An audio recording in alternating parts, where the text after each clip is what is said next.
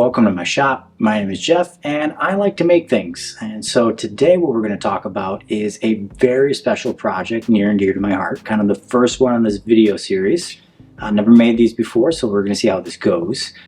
I want to pose a question to you. Have you ever looked at something? Maybe it's a little older, maybe it's been a little bit forgotten, neglected maybe, it's a little rough around the edges, and you can see that gem hiding. What would you do? Well, I had just this thing happen to me almost a year ago when I was in an old salvage yard looking for parts, and I stumbled across this gem. So it is an old, and I do mean old, well-loved, maybe a little bit neglected, a little beaten up, worse for wear Ski-Doo from about 1967 is what I can tell. And so this thing is rough, and I cannot stress that enough.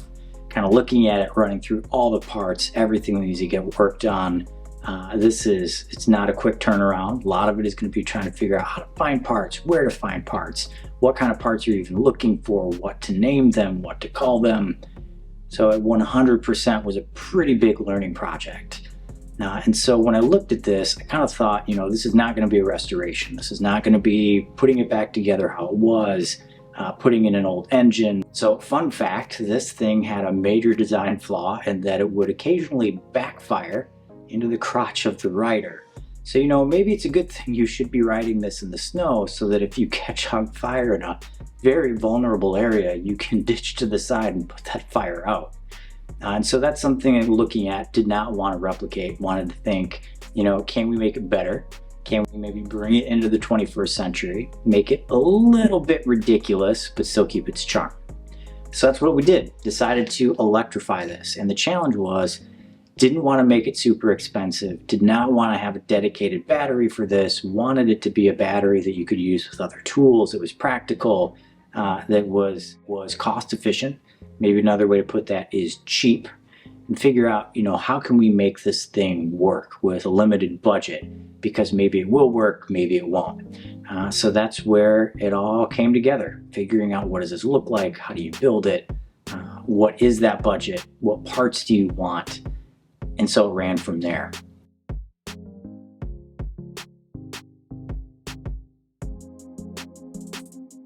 So let's talk about all the things that were wrong with this poor sled. There was a lot of damage to the hood, so that was cracked, that needed repairing. You needed to go through all the bogey wheels, you needed to look at a new track because it was original, so it was over 50 going on 60 years old, the original rubber, so that was pretty much dry rotted. The suspension system was gone, some of the springs were broken, there are holes everywhere. It does not have any kind of a motor or propulsion system, so having to figure that out. There was no seat, there's no windshield, the actual headlight itself had been frozen, so trying to figure that out, which it does work, and that it moves, and it does have a light bulb that can get plugged in, but that's going to be a next year project, figuring out how to get that wired up so it doesn't draw off this battery, and then thinking about how do you make it look good at the end of the day, because I cannot stress this enough. It was probably more rust than actual metal. So some of it was spending a lot of time welding, a fair amount of it was relying on fiberglass techniques from other projects I worked on, doing some patching, doing some painting, getting creative, and then so much time on the internet. So I'm going to leave some links in the description so that if you're interested in something like this, or if you have an old sled you want to bring back, you know where to go. Great people that I talked with, great kind of updates on what to expect, walked you through the entire process. Cannot recommend these businesses, these small companies enough. And so let's talk about first tests. It moves, and so that's kind of super exciting. When you put all this together, you turn the key, you get stuff kind of lined up how you think it should work, and the track goes around. And so I had no clue, since this motor was kind of an Amazon special, how it was sourced. I didn't know how long the batteries were going to last, because it really meant more for like hand tools. And so it became a lot of unknowns. And so the first time, as you'll see, it did move.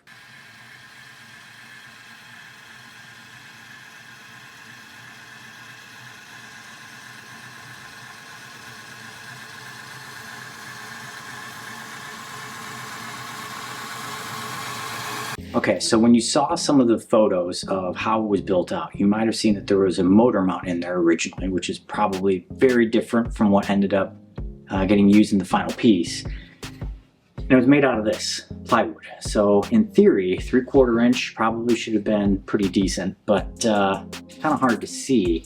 The torque was so strong on that small electric motor. Shouldn't say small, I mean it's got some heft to it. It was actually pulling the lag screws, the lag bolts out. So that could not work. And what happened is that you started to get this effect where the entire motor would kind of twist to the side, which then would throw the chain off.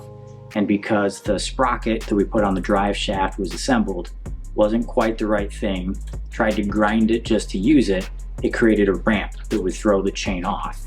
So back to the drawing board with that, which happened a lot, and you had to weld something, then reinstall it and test again.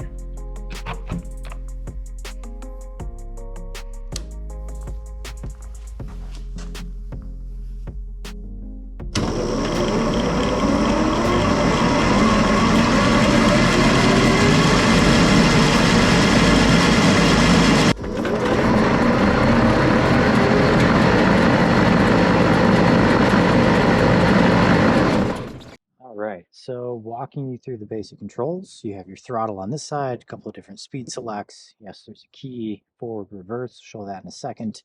To get to the actual battery that runs all this, just 20 volt, 60 volt to charge. It's plugged in down here. So push this in, latch everything up so we're nice and secure in case it gets bumpy. Of course, always have to ride with Sasquatch. Put in the key here, got full power.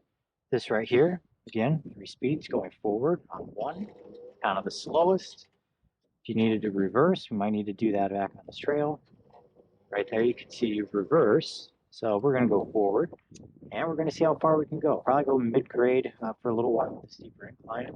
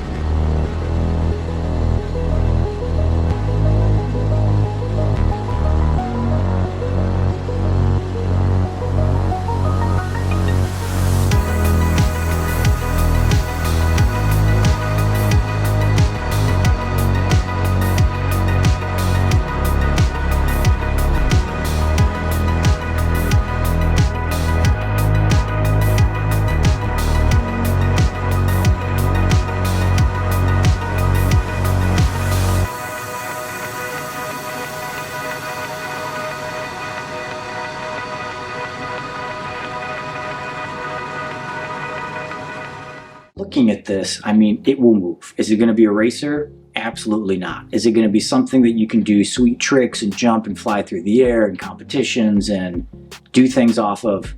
No. In fact, if you see this thing in the air, flying when it is designed for the ground, please send help. Something very awful has happened and I will need assistance. Now, so looking at this, I mean, it will move, it will haul a lot of things. I did some tests with the very, very early piece, which was kind of cool, and that there was some downed trees, and it's been a weird winter here in the Midwest. Not a lot of snow, but then when we get it, it gets dumped on. So trying to move some of that around, it did not slow down, didn't even register that there was a bigger load on it, which is kind of great. So it's practical. I mean, if you were looking for something to move stuff around property, maybe if you have a long driveway and you want to take down your garbage and you want to put it in a sled and drag it down, perfect for that kind of event. If you maybe were into ice fishing and you wanted something light, kind of practical, just getting it from the shoreline out to your shanty, good to go. Absolutely, this could be it. And with that, I had to test what kind of cargo it could pull. So this is a huge shout out. Got some video here of my brother getting pulled around, not only in the daytime, but at night, where apparently he is dressed up as a Christmas tree.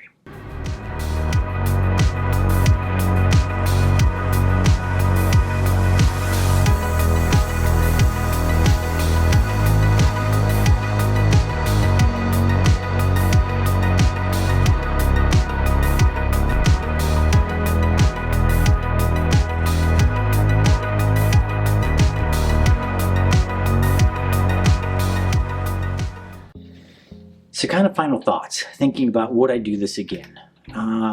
Absolutely yes. It was kind of a wild project. There were lots of twists and turns, learned a lot, lots of fun spending time with my brother, with my mom and my dad, kind of looking for things, sourcing things, making lots of trips to that junkyard, trying to find more spots, trying to find more things. So yes, absolutely. But it was an incredible learning project. So absolutely yes. And so this, again, it's not going to win any races. It is not going to be something that you're going to jump. But on a cold winter day, when it's snowy outside and you get those brief moments of sunshine, it'll let you get outside, feel that sun on your face, maybe a little bit of wind in your hair. Again, might go 8 miles per hour, but sometimes that's fast enough with some of these trails because it is nimble. But it's just something that's kind of fun. It's a proof of concept. Could you run a old sled using parts cobbled together from Amazon, parts you find on the web, meeting lots of really interesting characters, and then having it run on a tool battery? Short answer is yes. Long answer, there's all kinds of things you would learn along the way. And so with that, I kind of want to close with, this thought of, what if we lived in a world where some of these old, forgotten things could be loved again and given a second chance? And that's really what this project was all about. So my goal is to make a few more of these videos throughout the year, kind of post them just with the random shenanigans I get into, some of the projects I make. So enjoy, and hopefully we'll see you again in a couple of months.